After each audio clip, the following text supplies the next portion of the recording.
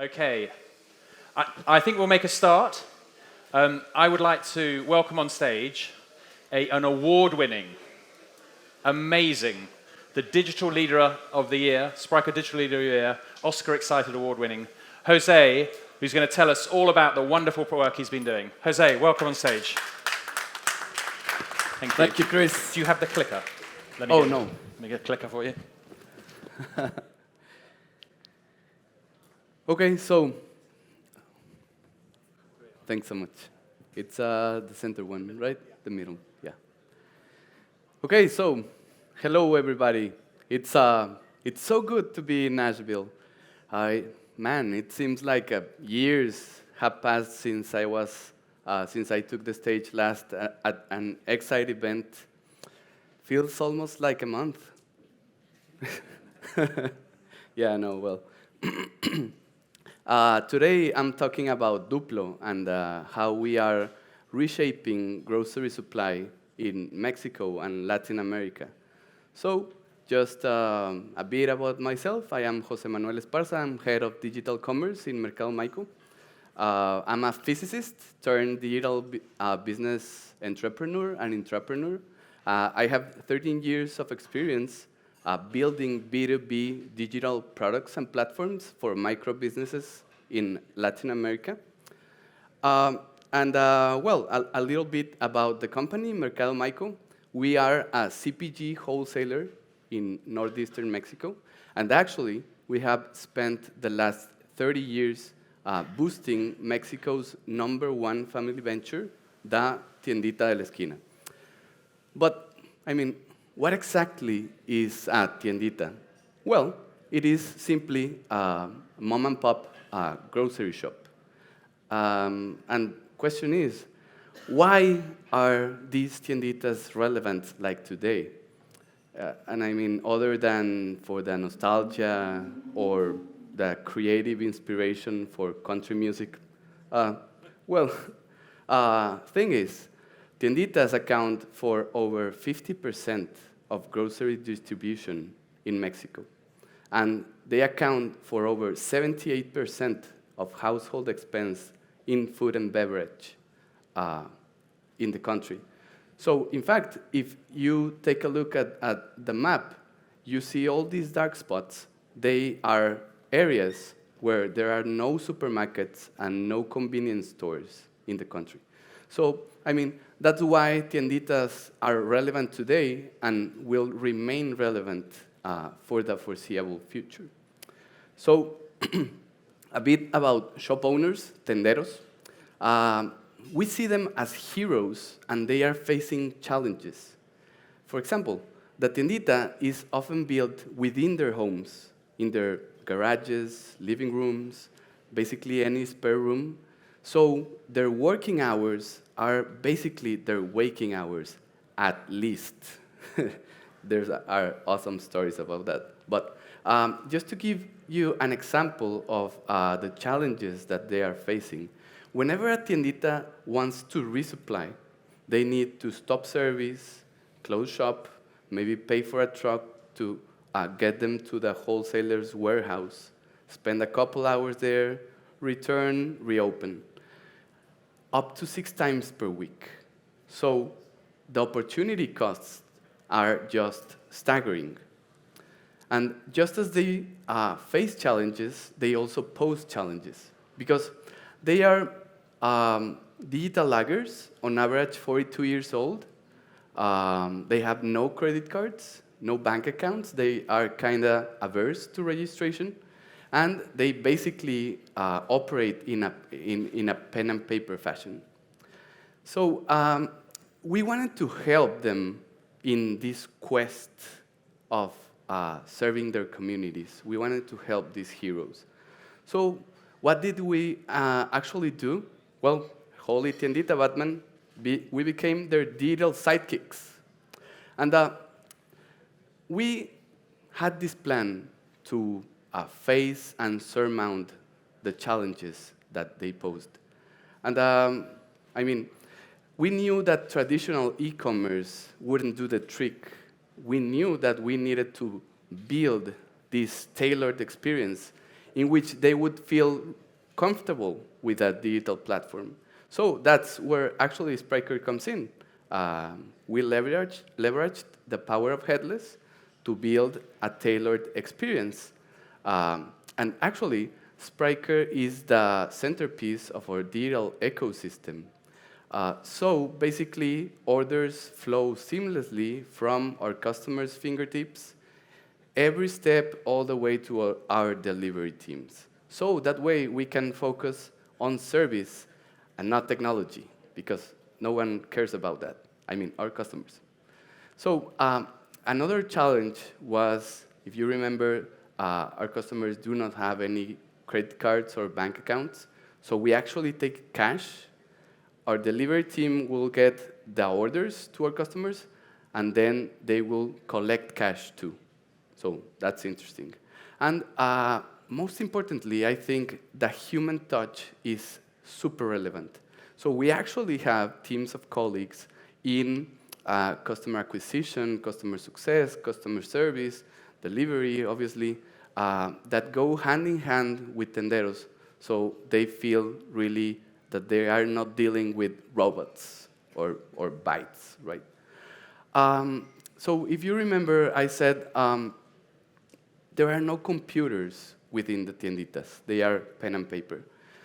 What they do have is smartphones.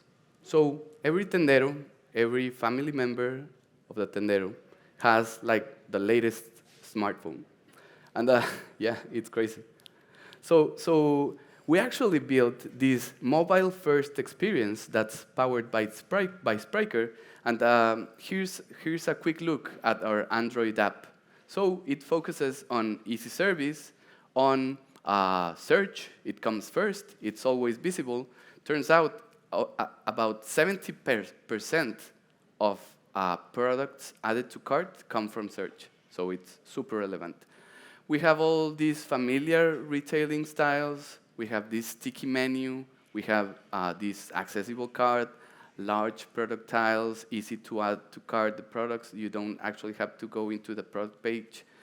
I mean, I could spend like 2 hours talking about features, but that's not really what I want to tell. What I want to talk about is actually what happened. And just to give you some context here, our company, Mercado Mayco, is headquartered in a city in northeastern Mexico called Saltillo. Saltillo is a relatively small city, 1 million inhabitants, and we decided to launch there because we perceived it as a fertile and forgiving ground for all the mess-ups that we were gonna make, surely, and we did.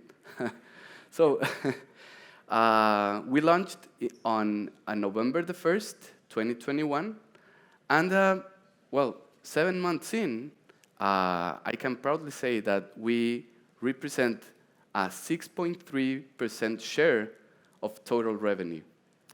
7 months in, around 3,300 tienditas in Saltillo, that's about 55% of all tienditas in Saltillo, have registered in the platform. We have delivered over 15,000 orders. Our recurring users place an order on average every 8 days, and for an average ticket of $125. So if you take a look at that map, you can see the nice density of our transacting users within the city. And of course, we have learned some lessons, some very important lessons. And the first one is the city size matters a lot. And why is that? Why is this? Because once we achieved product market fit, we ran out of early adopters like super fast, couple of months. So we needed to face too early the challenges that come with addressing the early majorities. So, I mean, that's not ideal. Something else that we found is that there's no digital bonus. And what do I mean by this digital bonus? At least in Mexico, we as consumers are willing to pay a little extra for our orders to be delivered to our houses. This is not the case with tenderos, because they are not willing for their margins to be eroded just for the convenience of digital commerce. So what we found is that you need to be at least as good or better than the best of the traditional players in the field. So that's interesting. What we did found was a differentiated behavior, because we have a much more profitable product mix. Average ticket on digital is about 3 times average ticket on physical stores. User sign-up is fairly easy. The focus comes on retention. And another thing that we found is that you always want to have this auto-scalable operation, because there came a time when we were receiving more orders that we could actually process. And you don't want that. You want your growth to be determined by the market and not by your installed capacity. So that was pretty important. So now we feel that our business model has been validated by the lessons learned in Saltillo. So what actually comes next? Well, we feel that we are ready now for scaling. So scaling begins. How does it begin? Well, it begins in Monterrey. Monterrey is actually Mexico's second largest city. It has around 14,000 tienditas. If you widen the radius like a little bit, you get 17,000 tienditas. And we actually now are working towards an October the 1st launch date in Monterrey. But now comes the important part. You remember I said Saltillo is a small city in Mexico, 1 million inhabitants. Well, as it turns out, it's not that little. There are only 14 larger cities than Saltillo. So now, or here's where Latin America comes like really important. And this is why we have this roadmap, expansion roadmap. So in 22, we are launching in Monterrey. On 23, we are going to Mexico City and Guadalajara. On 24, we take the leap to Latin America, to Brazil, Sao Paulo. We continue in Mexico with 3 more cities. 25, we go to Buenos Aires and Rio, 3 more cities in Mexico. 26, we go to Lima, Bogotá, Santiago, Belo Horizonte, and 3 more cities in Mexico. So this is how we are reshaping grocery supply in Latin America. And actually, if you want to be part of this, we are looking for partners to co-invest with us in our quest to supercharge tienditas. So this is it for me today. I mean, the story continues. Please feel free to reach out to me. So thank you.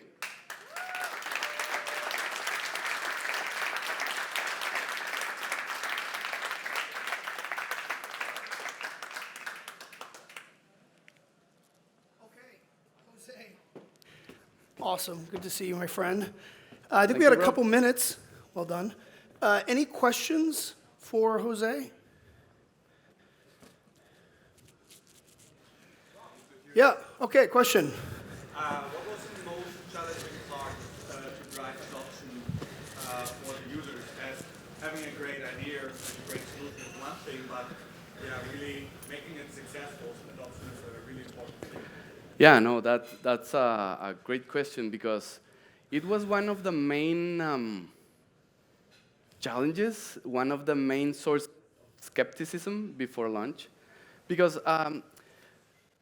this segment of the population is doesn't have a digital reputation.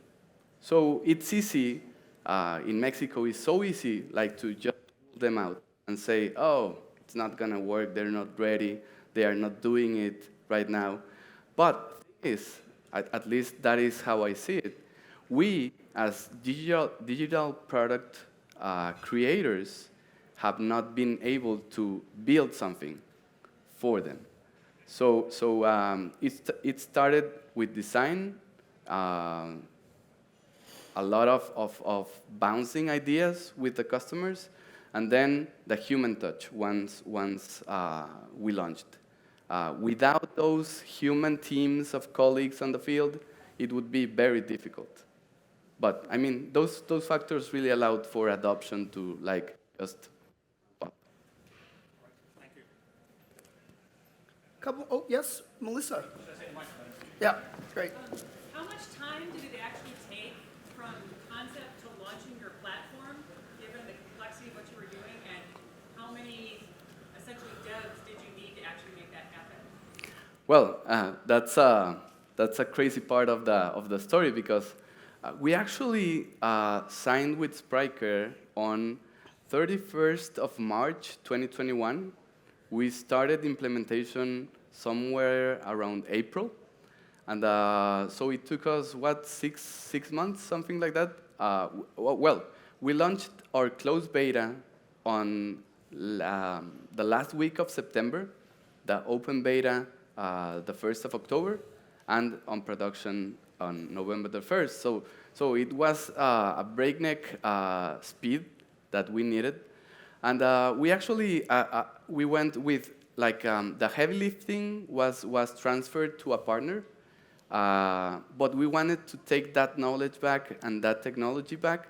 So we have a small team of developers of just 3 developers. So, I mean, it's been very nimble and very streamlined. Yeah. Great, yep. Question here? You mentioned that in Mexico that they are not receptive to the delivery model because of their margins. You mentioned that in Mexico that they are not kind to the delivery because of their margins. Do you feel like it's going to be the same thing when you go to Sao Paulo? Because it's a bit of a different culture, maybe, you know, do you feel like it's going to be the same, or do you think it's going to be a whole new experience because of the new region? Sure. Well, not necessarily. They are not necessarily opposed to delivery.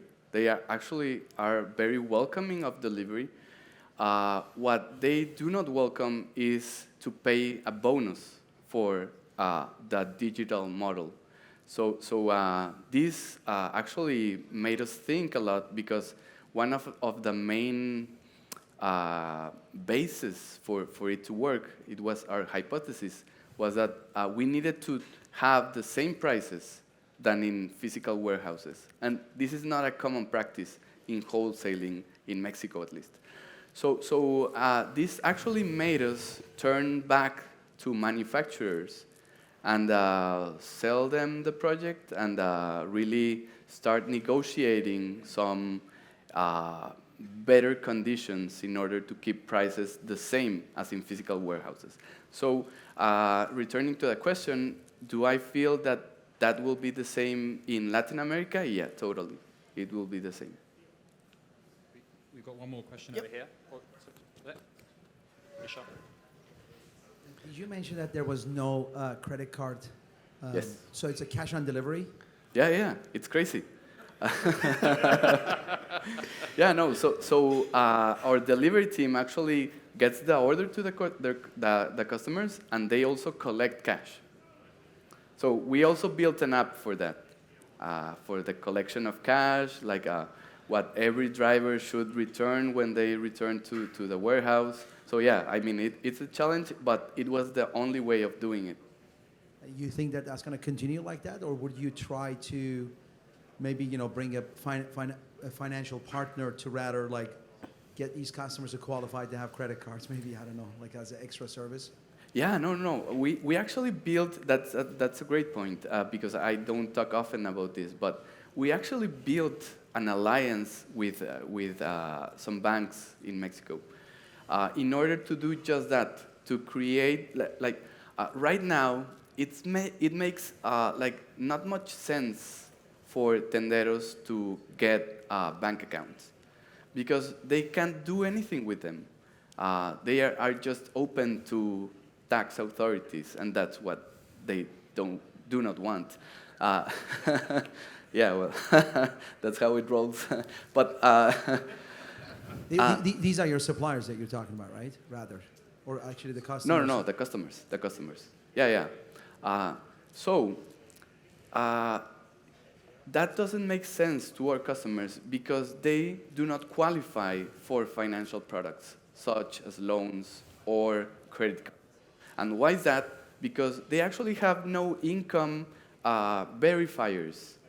Like, if you work for a company, you get like your paycheck, and that proves that you have income.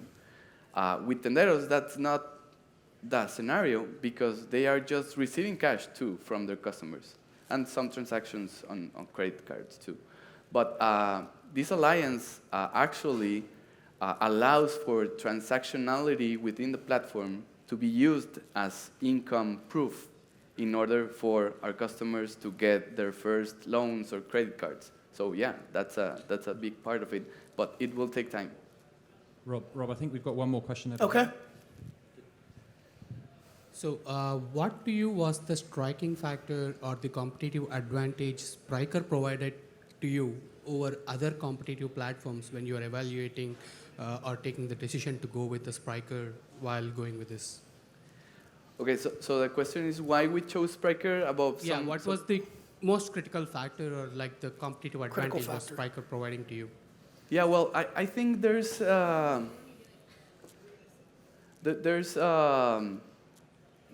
few ones, because it all starts with what we wanted to build, what our customers needed. And what our customers needed was a tailored buying experience. So that makes us lean over to composable solutions instead of monolithic solutions. So that's one piece of it. But then, and I mean, I don't want to sound like I'm on your team, Rob, but yeah, no. Within composable, you have like this wide range of possibilities from purely composable, where you have to build everything, to a more headless approach, where you have these PBCs, package business capabilities. So we wanted a balance between time to market and total cost of ownership. So the monoliths, they offer the fastest time to market, but as you want to customize the platform, your total cost of ownership goes like up and up and up like crazy. With purely composable, that can happen too. So we chose Spryker because we could leverage those PVCs in order to have like super fast time to market and a totally reasonable TCO, basically. Sophisticated transaction business model right there. Excellent. Another good news, Jose has brought some mezcal from his hometown.